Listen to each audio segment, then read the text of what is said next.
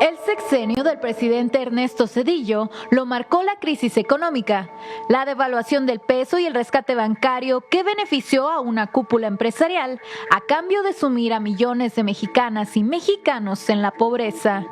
Pero también fue sello del gobierno de Zedillo la represión contra la población. Movimientos sociales, liderazgos de izquierda, grupos insurgentes y civiles y cualquiera que se opusiera a las políticas de su administración. Con Ernesto Zedillo como presidente, ocurrieron en México represiones que generaron escándalos internacionales. El 28 de diciembre de 1995, en la masacre de Aguas Blancas, 17 miembros de la organización campesina de la Sierra del Sur fueron asesinados a tiros y otros 23 heridos por judiciales y policías, cuando se dirigían a protestar por la desaparición de uno de sus compañeros. Un acto atroz que el resto de los integrantes de la organización aseguran fue planeado con la participación de diversos secretarios y funcionarios del estado de Guerrero por órdenes del entonces gobernador Rubén Figueroa Alcocer. El gobierno estatal intentó acusar a los campesinos de agredir a la policía para justificar lo ocurrido, pero la evidencia desmintió esta versión y 3 meses más tarde, el gobernador Figueroa Alcocer se retiró del cargo, con licencia indefinida y manteniendo su fuero. A pesar de las violaciones graves a los derechos humanos que fueron documentadas, los presuntos responsables continúan gozando de impunidad. La política represiva de Zedillo contó con el apoyo del PAN. El titular de la Procuraduría General de la República fue Antonio Lozano Gracia, pieza clave del grupo de Diego Fernández de Ceballos. Fue resultado de un pacto no escrito. El jefe Diego desapareció en la campaña de 1994 para facilitar la victoria de Ernesto Zedillo, a cambio de posiciones en el gabinete. Esta represión estuvo lejos de ser la única durante el mandato zedillista.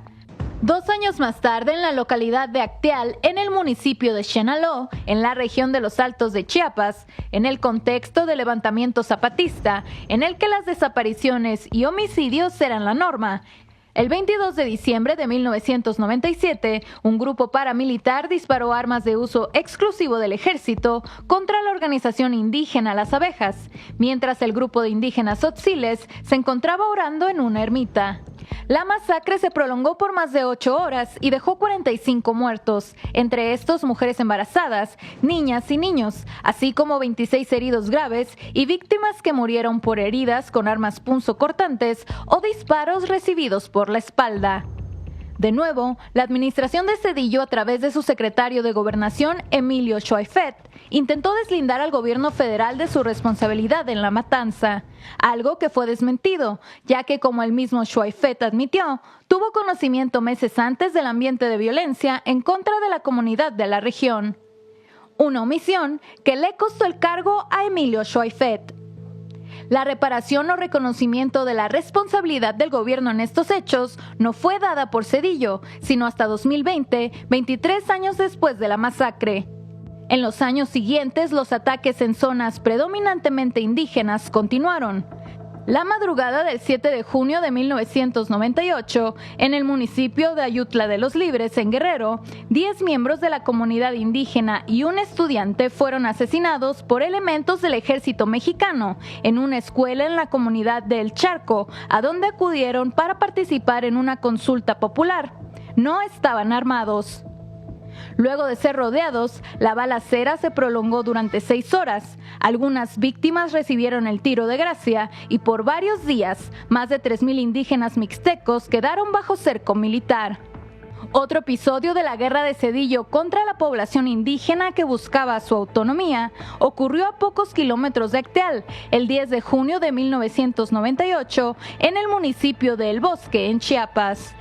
Más de 1,000 elementos del ejército y de las diversas fuerzas policíacas, acompañados por helicópteros y vehículos artillados, se adentraron y atacaron de madrugada a 3 comunidades, dejando un saldo de 8 pobladores muertos, 53 detenidos y decenas de casas saqueadas.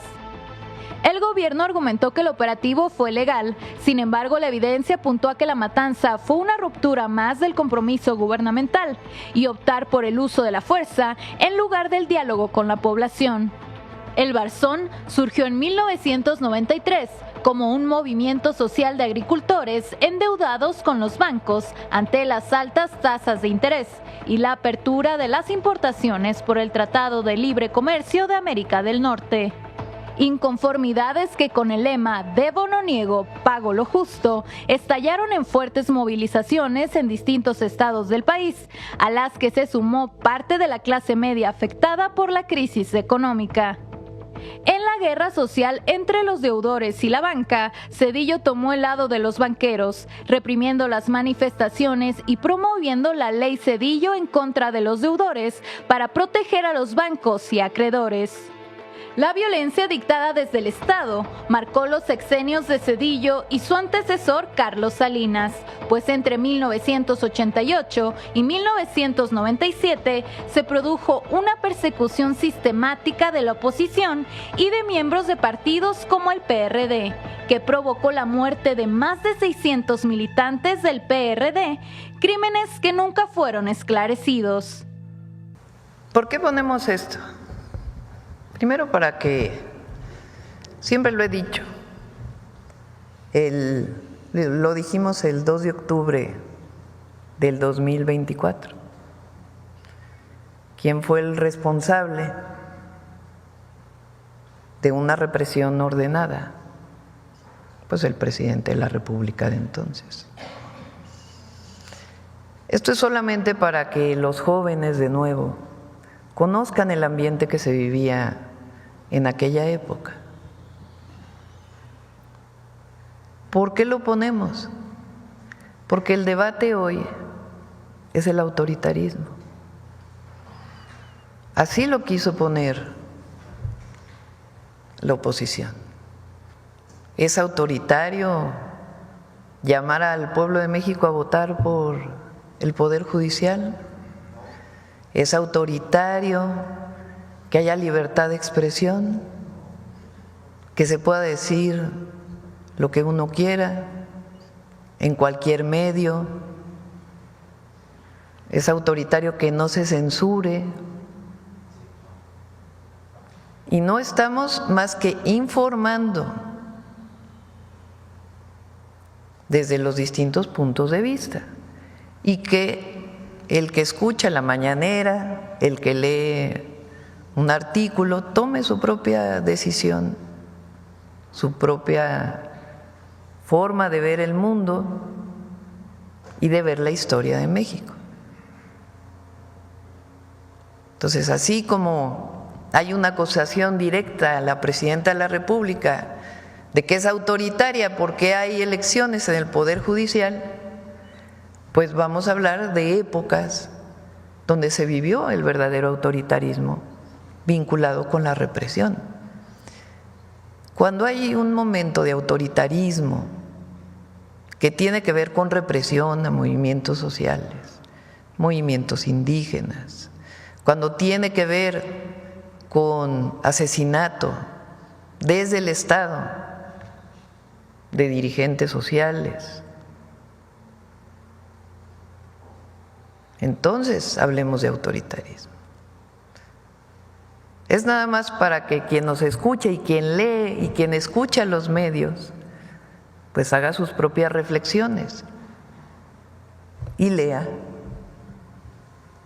qué ocurrió en aquella época y qué ocurre hoy, cuál es el espacio de libertad que se vive hoy y los espacios que se vivieron en aquella época. Entonces, con esto cerramos el tema y pues ya que la ciudadanía, que el pueblo de México pues tenga la información suficiente, sobre todo los jóvenes que no vivieron aquellas épocas. Nosotros ya pasamos por una historia de nuestro país, tenemos nuestras reflexiones, pero que cada quien decida con información dónde hay autoritarismo y dónde hay libertad y dónde hay democracia.